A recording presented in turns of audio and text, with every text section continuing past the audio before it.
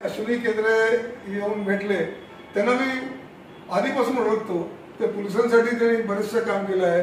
त्यांनी कल्याण भागात, दिव्याच्या भागात म्हणजे गोरगरीब जे लोक आहे, तसे हॉकर्स, त्यांच्यासाठी बरेचसे त्यांनी काम केलेलं आहे, ते मला जाणीव आहे. पण आता सध्या त्या कल्याण मतदारसंघातून लोकसभाचे उमेदवार म्हणून उभे आहेत.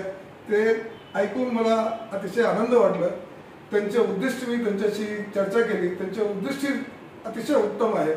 त्या भागात शिक्षण व्यवस्था आणि तशी आरोग्य व्यवस्था यांच्या बाबतीत ते कार्य करणार आहे. त्या भागात बहुतेक चांगली शिक्षण संस्था नाही आहे.